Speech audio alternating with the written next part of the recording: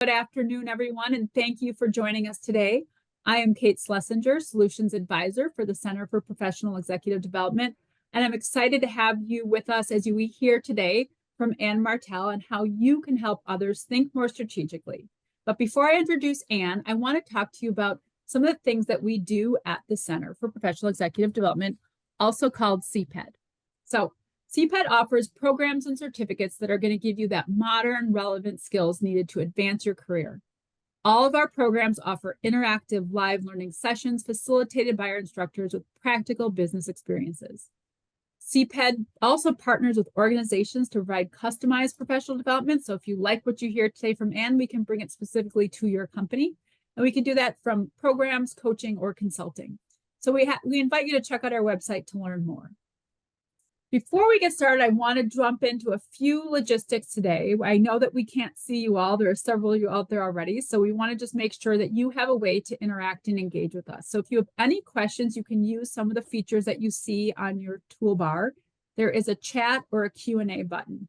We're going to do our best to get to all of your questions or any of your chats, but Ann may ask you to engage with the chat function, and my colleague Brooke and I will be behind the scenes watching those and making sure Ann gets any relevant information. And at the end, we are going to reserve some time to do a Q&A, and I will use that Q&A, those questions in the Q&A to be able to have you again get your questions further answered from Ann. So with that, I'm going to now introduce you to Ann Martel. So Ann is a highly regarded business leader with a passion for developing business acumen and leadership skills with a high energy. You're going to just love this. This is edutainment, believe it or not, right? And clients such as Abbott, NetSmart, Honeywell have all praised her business knowledge. Ann has more than 20 years of working with Fortune 500 companies, providing just very visionary, strategic, and analytic skills and the ability to flawlessly juggle multiple priorities, looming deadlines, and large-scale projects. She believes in consistently obtaining results through leadership, culture, cohesive team building, and especially virtual environments. Ann is a double badger and has spent most of her career as a CFO. And when I tell you that she was the fun in CFO, Chief Fun Officer, you will fully understand why. So without further ado, I'm going to hand it off to my friend, Ann. Thanks so much, Kate. I really appreciate that very kind introduction. Welcome, everybody. I'm very pleased to be here with you today. I don't know if I'm the Chief Fun Officer, but I have been the Chief Financial Officer in many organizations, large and small, and my passion has been to help emerging leaders, to help individual contributors, to help entrepreneurs, small business owners, wherever you are in your journey, to understand the language of business. And so you can make better decisions. You can move your company or yourself into the direction that you want to go in order to succeed or in order to make better business decisions. Now, you sometimes call that financial acumen. And since my grounding is in accounting, that's kind of my comfort zone. But as I've been in the C-suite and I've been in corporations, I've expanded that view, that perspective to include a broader sense, a business acumen perspective. And business acumen is a little different than financial acumen. Financial acumen is a piece of it, but business acumen requires a little more of a strategic focus.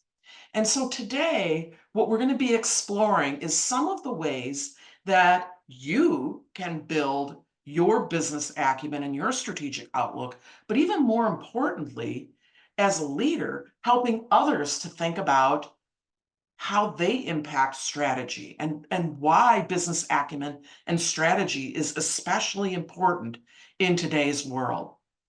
Let me take you back a little bit, okay? We're going to go back in time. About 3.4 million years ago, the first stone tool was developed. And you might be thinking, okay, what the heck, Ann? What are you talking about? Well, I use that as a grounding point because 2.4 million years ago, finally, fire was discovered. 1 million years between that big change. Contrast that with in 1903, the Wright brothers successfully launched the first air flight. They got the airplane up in the air. Granted, it was only 1 minute, but in 1903, air travel was launched. Just 66 years later, we landed a man on the moon. That's an incredibly short time frame of change. And it's only gotten more rapid in our recent years, in our recent decades, with all the disruptive technology, with all the disruptive events, with the pandemic. All of those things have really come into and impacted our ability to really be good strategic thinkers because change is happening so fast. I remember when this was the way I used to get from the airport to my client. I could get a taxi or I could get a shuttle. Then something happened. And now I have everything on my phone. I call for my Uber. I know who's coming to get me. I know when I'm going to get there. I know how much it's going to cost. Doesn't matter if I get caught in traffic. That is a monumental shift in transportation. So as we explore the concepts of business acumen, an article was written out of Harvard Business Publications about a year ago, and it talks about leveling up your leaders and putting it in perspective of business acumen and strategy. And I found this article to be very interesting in that its whole premise was organizations were always trying to, air quote, future-proof their organization, getting it ready for that new challenge that was coming maybe 5 years down the road, maybe 10 years down the road, or enabling their leaders to be able to better address change in a VUCA environment. More on that in a minute. The pandemic fast-tracked everything. Seismic shift in strategies and how businesses are reacted to that pandemic. Some of the businesses that were good at addressing and strategizing with change were successful, some weren't so successful. But the reason that it really highlighted the importance of developing business acumen and strategic thinking at all levels of the organization is that future that was anticipated, that you had 5 years or 10 years to plan for, it's here now. And the difference is decision-making is spreading to the edges of every organization. It isn't just top-down decision-making anymore. Everybody needs to understand business acumen and business strategy, and my favorite, financial acumen. So the ambiguity that people face, a lot of times you think, I don't have the data, I don't have the data, I don't have the data to choose a strategy, to figure out what the market's doing. And Paul Gibbons says the lack of data is not the problem.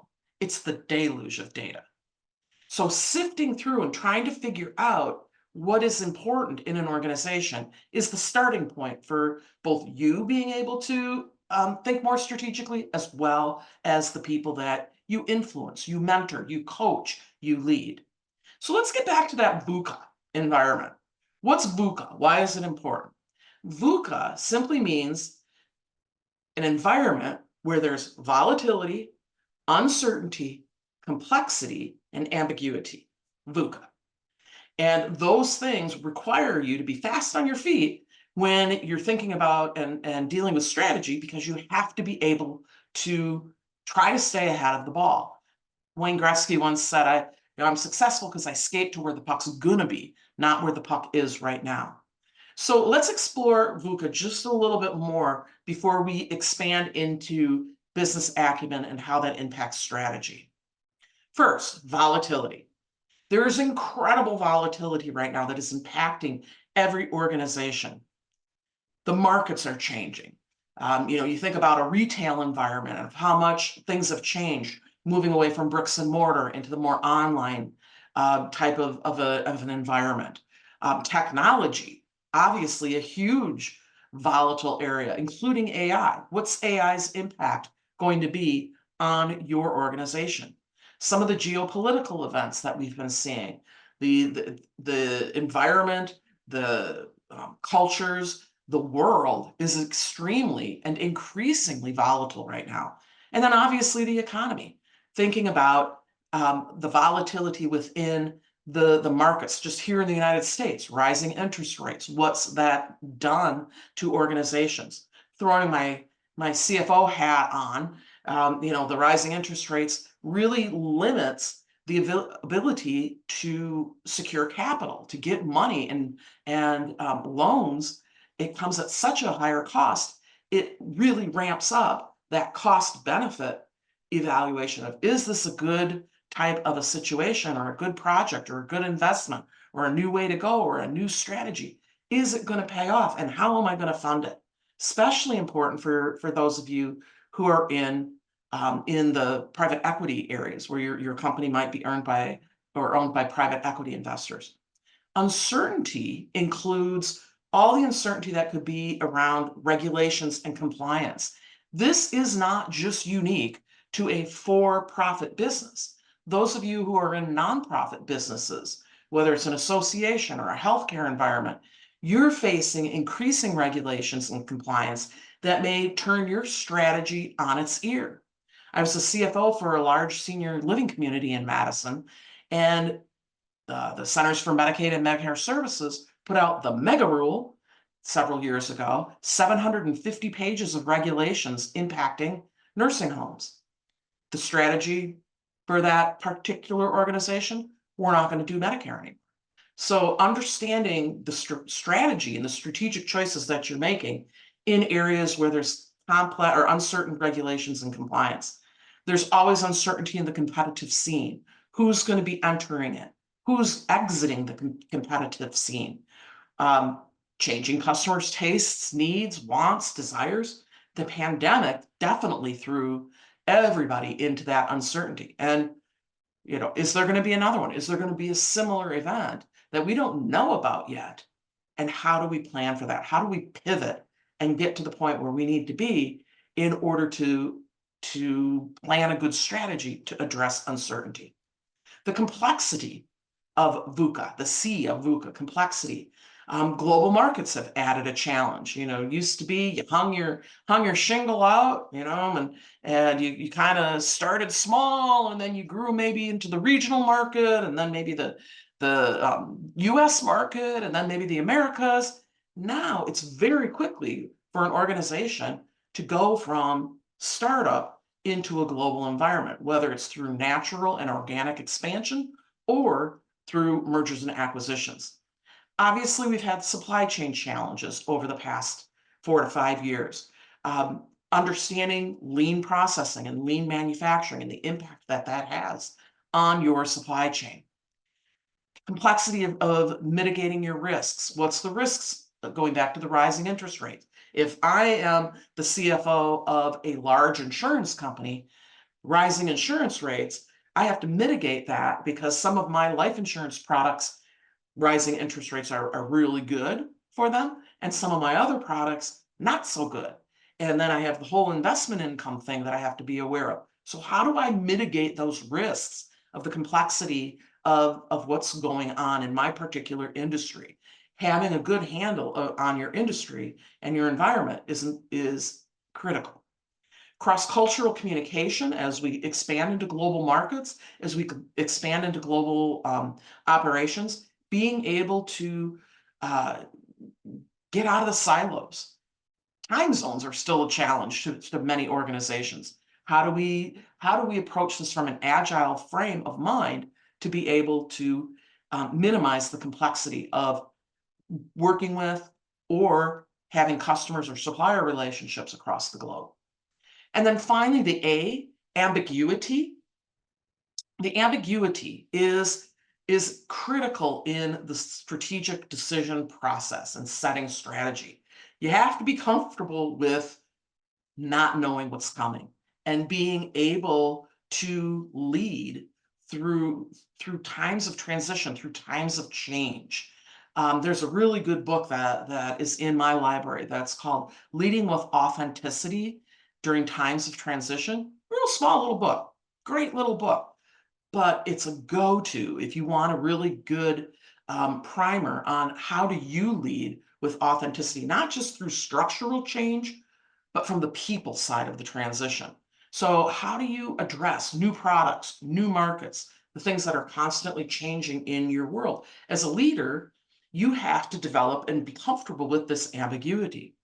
And it helps with your staff, the people you might influence, the people you are mentoring or coaching, if you help them become more comfortable with ambiguity and the rapidness of change. Mergers and acquisitions, if you're in an organization that has chosen that growth strategy, there's a lot of ambiguity of what's going to happen. What's going to happen to the people in the company that just was acquired? Am I the acquirer company or am I the acquiree company? If I'm the acquiree company, am I going to have a job tomorrow? Where's my role? If I'm the acquiring company, how do I integrate this? How do I get everybody on the same email extension? How do I get everybody in the same payroll system? How do I understand what kind of talent and intangible value did I just acquire as the acquiring company? Ethical questions, the diversity question, ethical questions, compliance questions, all of those can lead to different strategic decisions. And then finally, the new player on the block, artificial intelligence. And if you are an organization or if you're in a position where you're going to be using artificial intelligence, the validity of the data that you're getting.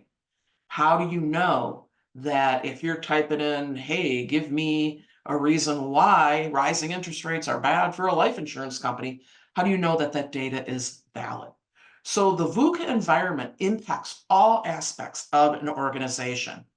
So to do well in a VUCA world, as a leader, as a coach, as a mentor, whatever your circle of influence might be, as a boss, to do well in a VUCA world, it's imperative for you to encourage this mindset of learning, working together, being open to that ambiguity all of the time, developing your staff, developing the people that you work with, and helping them understand that collaboration is good and you're not going to have all the facts and you're not going to be able to get all the information or all dot all the I's and cross all the T's before you move forward with a strategy. But what else? Now, how does business acumen fit in to all of this? Again, this is from Harvard Business Publishing, Level Up Your Leaders, written in 2022. 57% of businesses struggle to keep up with the digital transformations that are going on in the world today.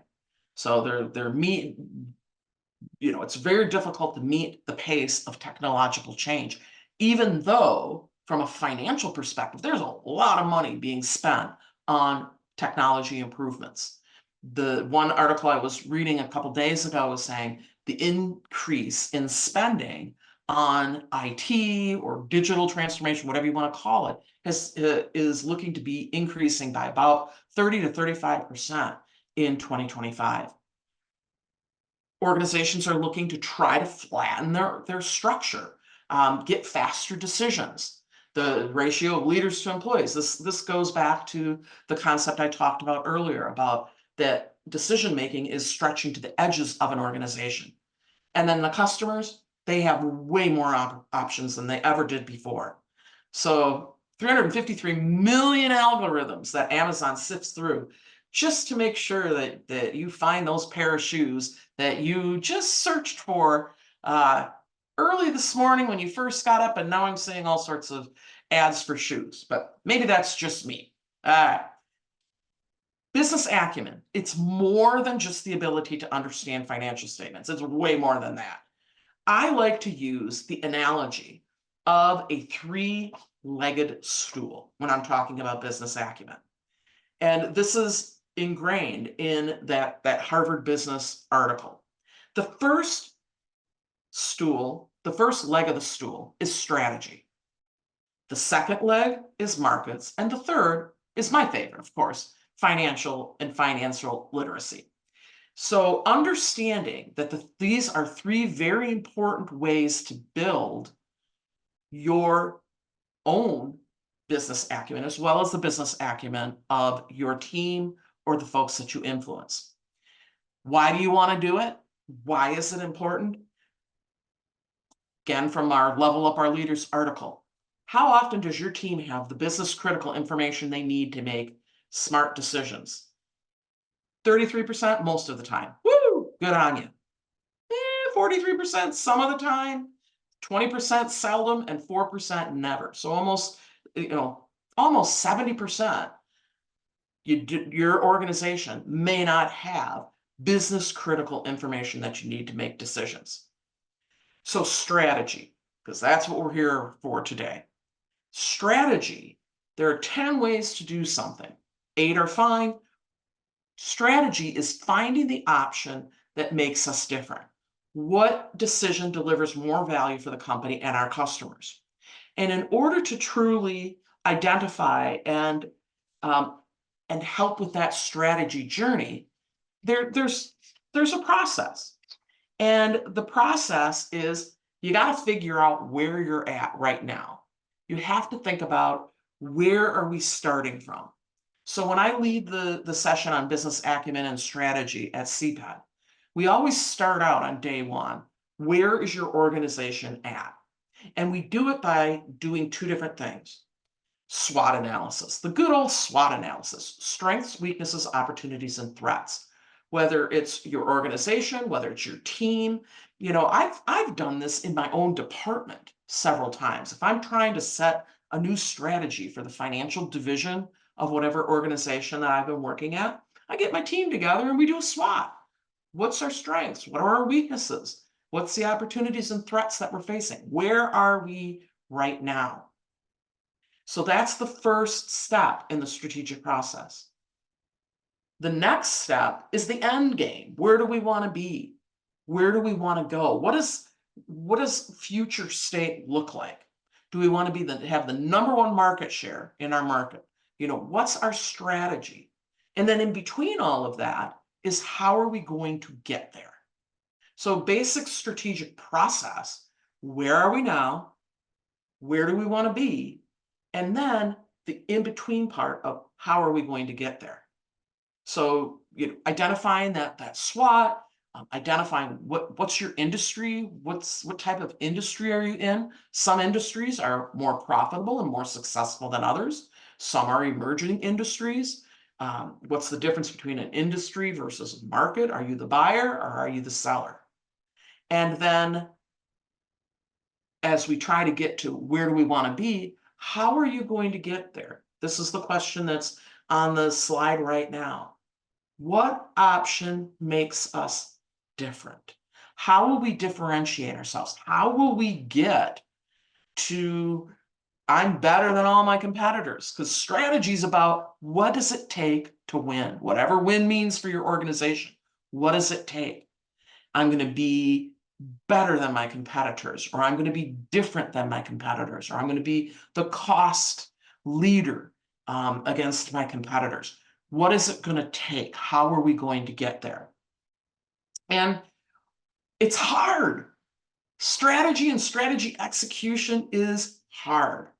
There's a variety of reasons of why. And as leaders in an organization, how you can help your team or your staff understand and help to execute strategy, make sure everybody's rowing in the same direction, is try to get strategy away from the abstract.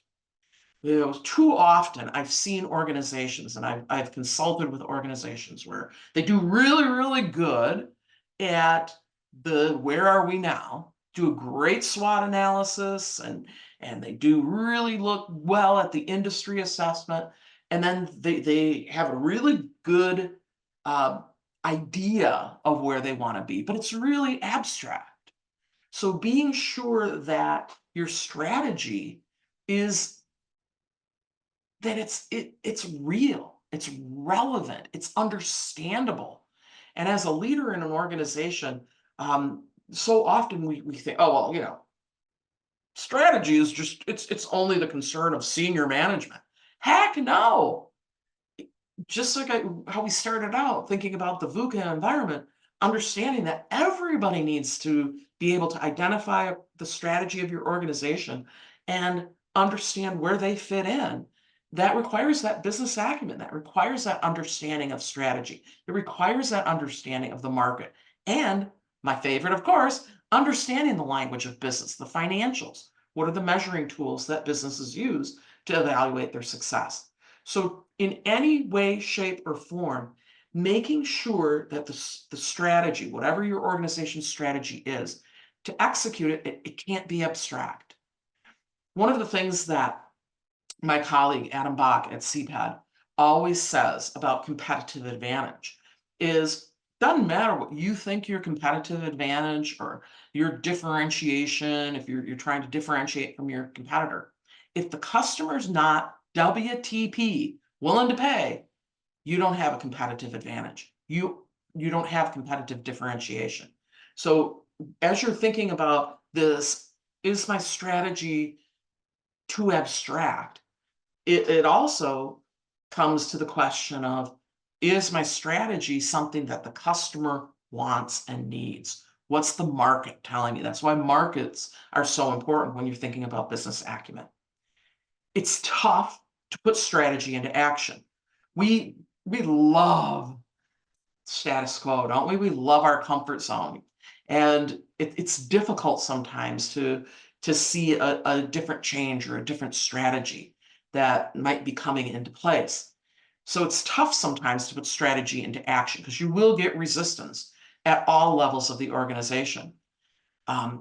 Developing that willingness to be open to ambiguity, to be open to transition, to be able to identify the positives of what this strategy is going to bring to the organization, being able to address the VUCA environment and the disruptions that are happening in an environment. You think about, I was talking to my kids the other day, and they're all adult children, and we were talking about these Rubbermaid bins that I have down in the basement of all my photos, all my printed photos. And they're like, oh yeah, I remember having to go to Walgreens, and you drop off your film and you gotta wait, you'd wait for 3 days, or you pay extra to get it in a day, or you'd have to wait for a week to get those photos, and how much that has changed. And ultimately it was good. It changed for the better. But boy, different transitions, understanding that some of your team will handle it better than others. And how can you as a leader help them address strategic changes for the organization, bringing it down to what's in it for me? Confusing strategy with goals and tasks. We're all really good operationally. We know what we do. I'm an accountant. I close the month. I process this invoice. I make sure all my people get paid. That's my task. Those are my goals. But what's my strategy? And that's important, to be able to articulate that to your team, that there is a difference between the strategic direction of an organization and the goals and tasks that you do every day. It gives the broader picture for somebody to understand that this is how I fit in. This is the contribution that I'm making to the success of my organization. Yeah, I process invoices. I pay the vendors every day, or I process payroll every day. But if I didn't do that, and I didn't do that well, what would happen to the strategy of my organization? And if there's no clear set of choices of how are you going to get from where you're at to where you want to be, strategy execution can be incredibly difficult. Strategy is only for senior management, right? Oh no, au contraire. Strategy is critical at each level of leadership.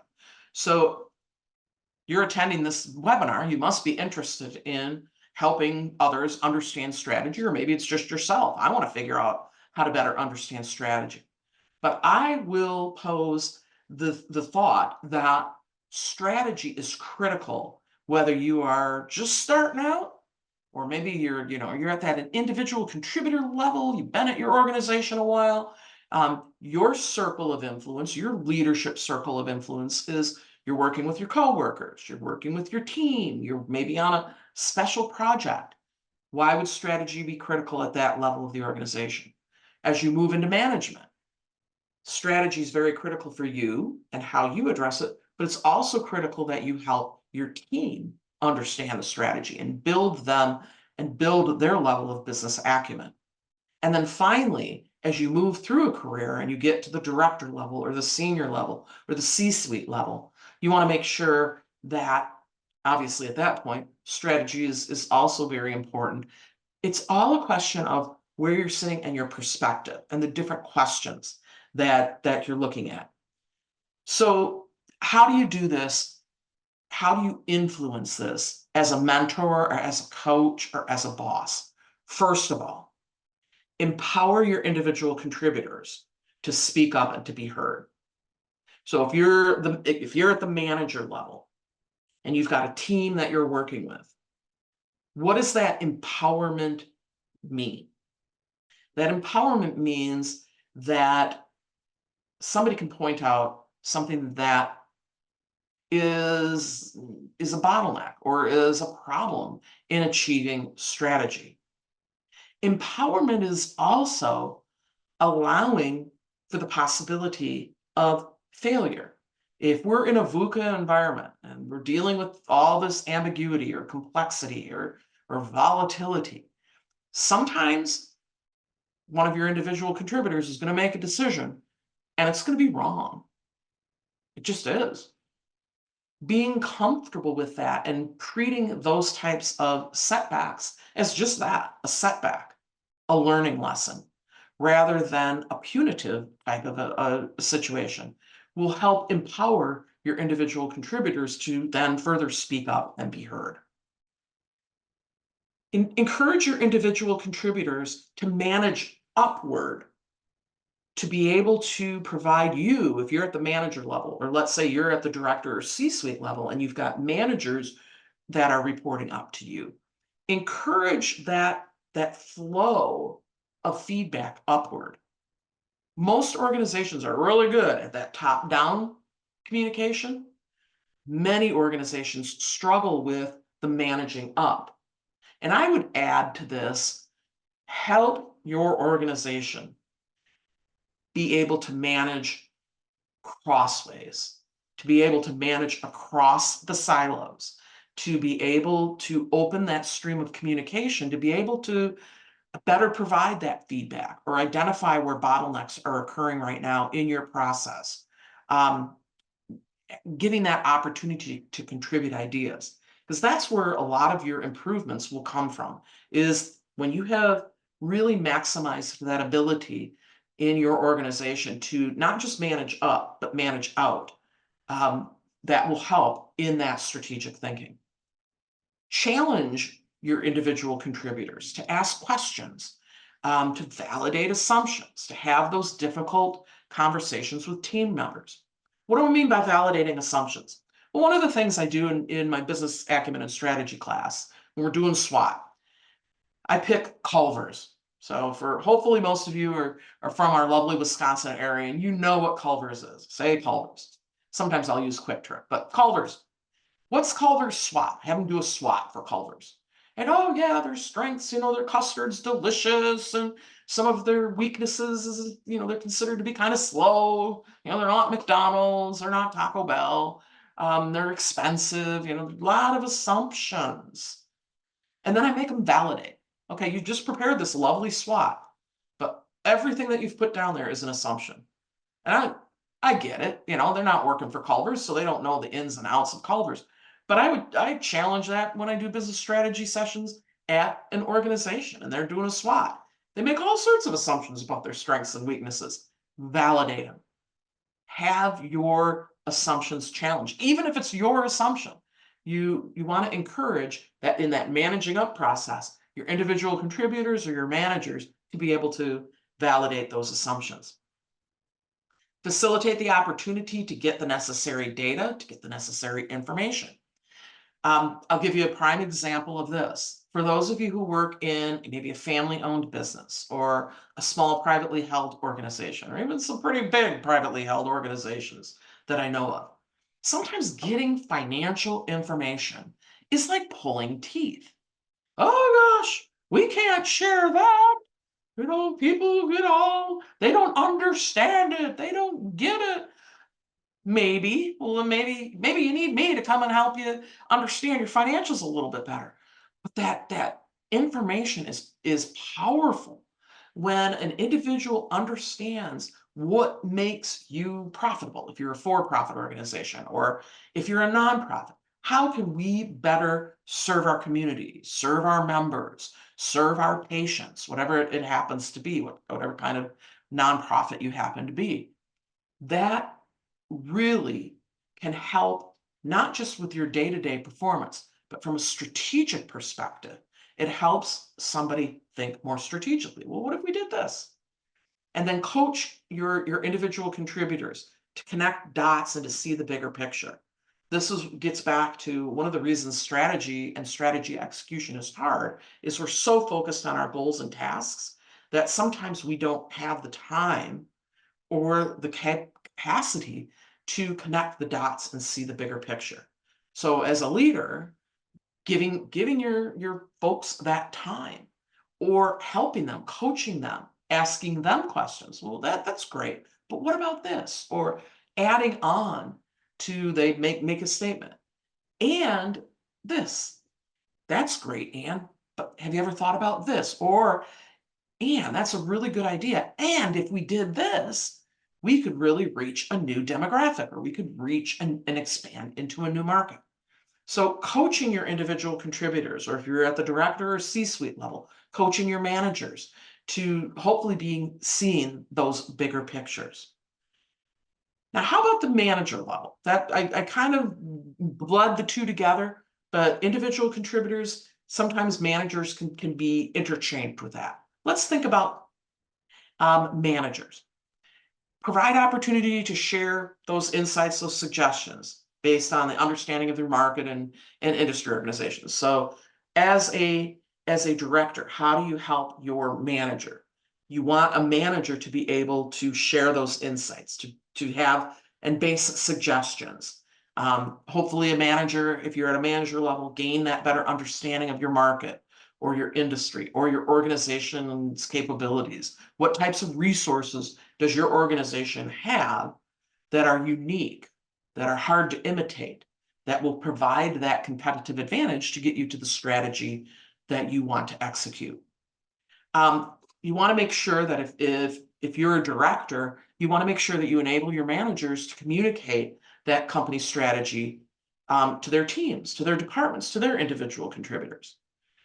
Making sure that managers are able to allocate resources, empowering them, giving them that power to determine where are they going to assign their teams, how are they going to use their budgets and their money, how are they going to set different priorities and allow them to make those decisions. It's incredibly important that managers are able to foster a culture of innovation and collaboration. Getting back to that, the importance of VUCA, making sure that the managers, especially your frontline managers, have that ability and have that perspective that that's part of their job, probably a pretty important part of their job. And then make sure that the managers are in that feedback loop. And then finally, from a director level, if you're at the higher level, maybe you're a director, a VP, C-suite, you're going to be setting the strategic decision. You're ultimately, the buck stops with you. So you do have the overall input onto that strategic direction. As a director or a high level C-suite VP type of a level in the org structure, you're going to be providing high level resource allocation.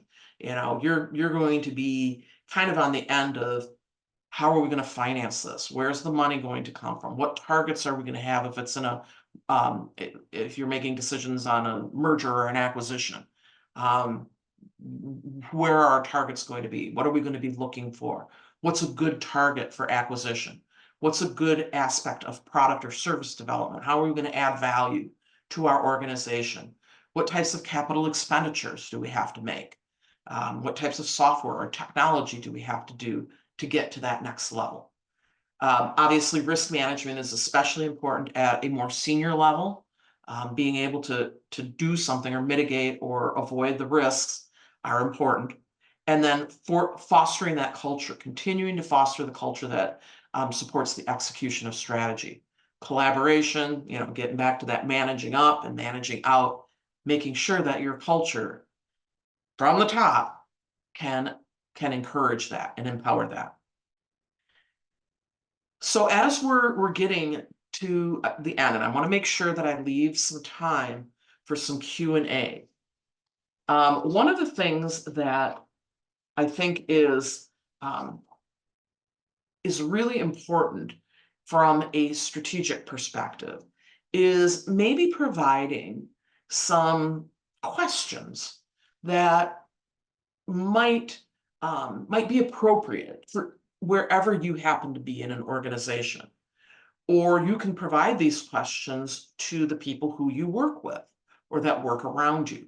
So with regards to strategy, here are some questions that you might want to be able to answer as a leader. All right. If you're an individual contributor, some of the questions as you're starting on this, hey, I'm part of setting strategy for my organization, and I'm part of executing strategy for my organization because decisions are coming closer to me, and I've got to be able to help my organization in this VUCA environment respond to change more effectively. These are the questions I need to be able to answer as an individual contributor. What's my organization's business strategy? What the heck is it? What's my strategy? Is it different than my mission? Is it different than a vision? Is it different than goals? And how does my work contribute to it? Constantly asking that why. From a manager level, given my organization's business strategy. So again, you got to assume that as a manager, you know what your company's business strategy is. How can my team contribute to better executing it?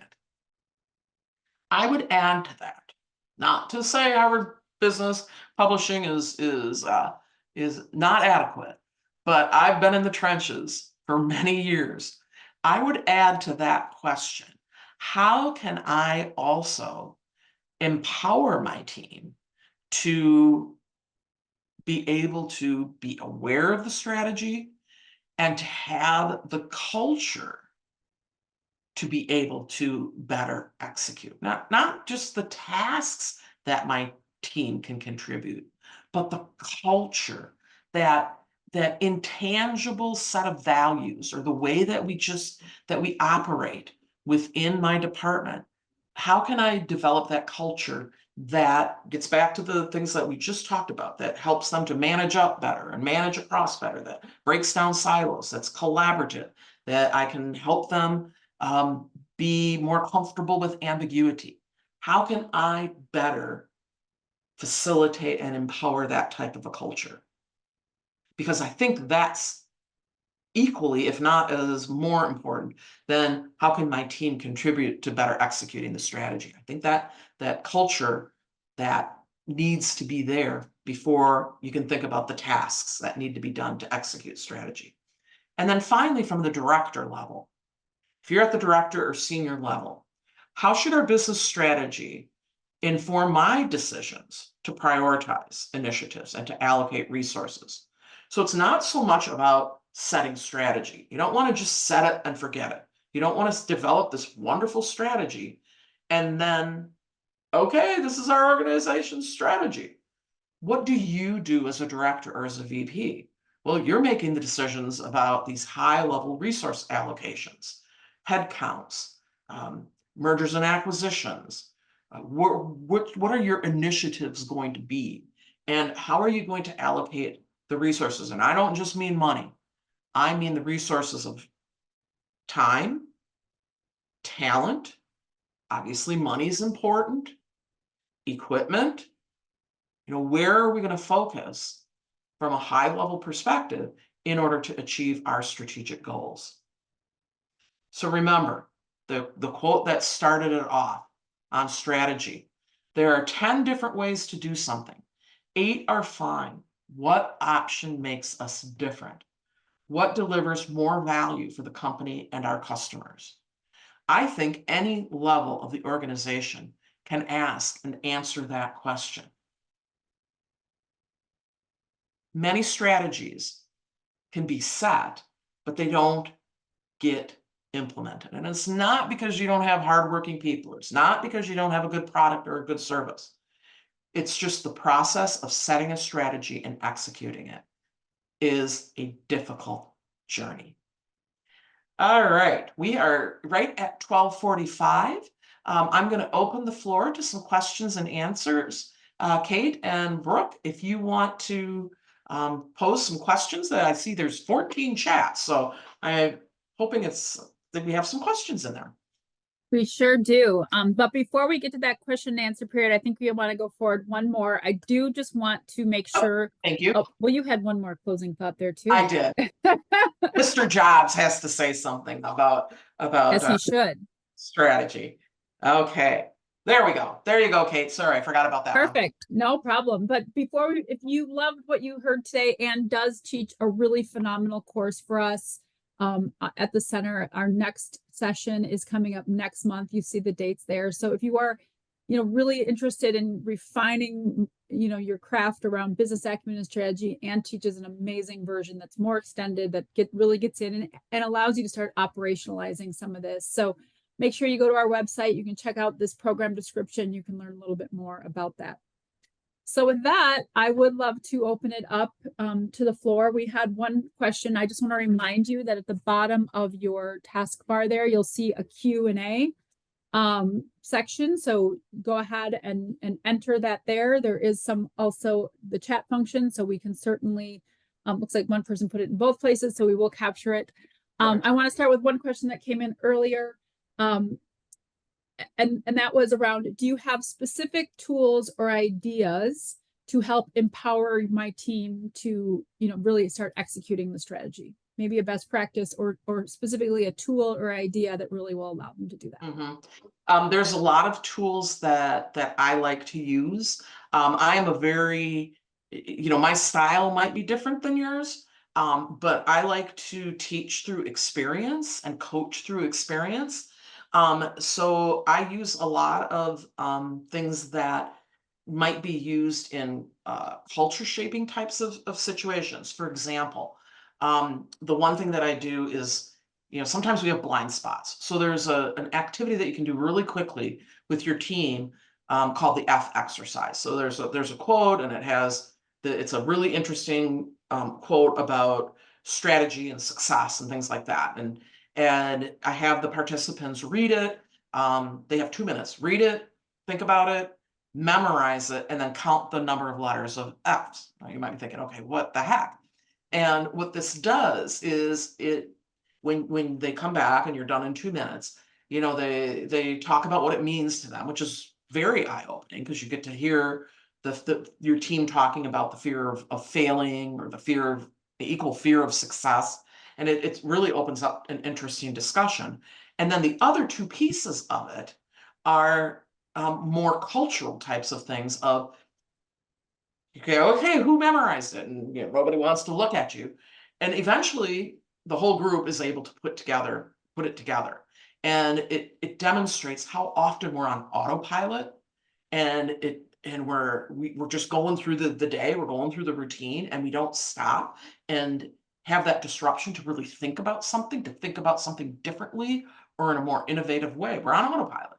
And it goes back to when you were in grade school, whenever you heard, oh, you got to memorize this, you always assume I got to regurgitate it all by myself, and I can't use my team. I can't collaborate with my team to be able to encompass it. So that piece of it helps build that collaborative environment. And then the last part about counting the F's, it sets up for a kind of gotcha type of a moment. But People are insistent there's only like 7 F's in the quote, and there's actually 11.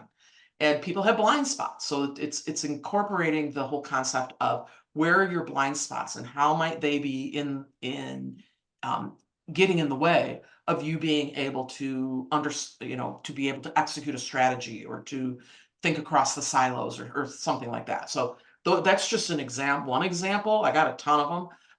But that's for me. I mean, that's how I worked with my teams all the time. Very interactive, very activity based and experiential. I think really hits them between the eyes.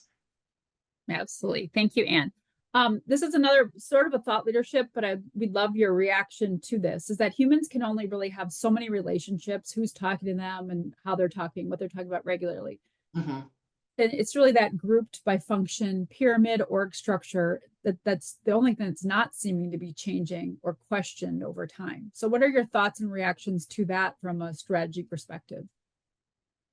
Yes, I'm doing some research right now. I'm developing a program for a custom client on lean and lean manufacturing, and it's actually for the accountants at this organization, and how the structure is so. If you've ever gone through a lean transformation, it's very difficult for the accountants to totally revamp their accounting process, the accounting department, because of the way the structure of the organization is set up and how they interact with the manufacturing and the lean area has to become this new relationship. And it's not easy, and it requires that conscious effort to be able to work within your organization and try to, if you're in an organization that is flattening the organizational structure, understanding how the relationships are changing and how you're going to be working with each other, or if you're in an organization, let's say, that's going through like these types of lean transformations where you're going from maybe 300 departments down to 75 departments. Um, I know I'm kind of giving this high level because I don't know the exact components of what somebody's looking at, but those are things that have to be looked at. Just like if you're in a matrix, the traditional matrix organization, understanding it's not about the intersection of the matrix of the function and then the job level or the job activity. Think about it more like a roundabout. The relationship is more like a roundabout, and I'm stealing from Susan Finnerty of Managing the Matrix, but understanding that your relationships are very much like roundabouts, that you don't want to stop, start, stop, start. It's a continual motion of addressing those types of relationships. Hopefully that answered the question. I'm Yeah. not sure. Yeah, no, and I couldn't echo that more. I think it is about how do we challenge that org structure. And when you think about some typical, most of our organizations now do function in a matrix organization. When you think about the strategy, how do you want to keep it flowing? And so I think that's a great example, is that yes, we do typically see the typical, hierarchy. You even described it with individual contributor to managers to directors, right? So we Yeah. do see that typical hierarchy in most organizations, but if you think more with the mentality of a matrix where there's lots of dotted lines and Yeah. lots of ambiguity, right? Then you can sort of lean into that way of thinking about it as well. So that was excellent. Yeah, your circle of influence goes way beyond what you think. Absolutely, absolutely. Last comment so if you do have any more questions, we are kind of nearing the end here. There was not a question, but just a reaction that this was wonderful and a reminder to stick with the basics and build in all directions. And I think that really is just, kind of that really critical thing when you think about business acumen and strategy, and you really think about, I love that WTP. Are they willing to pay? Willing to That's pay. really, how we win. Strategy is how we win and how we win together. And so can we win? Will we win? I really just believe that today was a great reminder for all of us that if you put the right basic building blocks together and you really think about how you want to implement your strategy, that culture is going to be so critical to it too. So thank you, Anne. Thank you all. This was a huge session. We had so many at our peak. We had a lot of people here. So I know there's several of you still hanging on. So thank you so much. Enjoy the rest of your day. And we just really welcome you to come visit us at the center for any of your development needs. Finance and accounting for non-financial professionals in June too, so. All right. Well, Yeah. you have many opportunities to engage with Ann on campus, and we hope that we will see you in an upcoming session. Thank you. Thanks.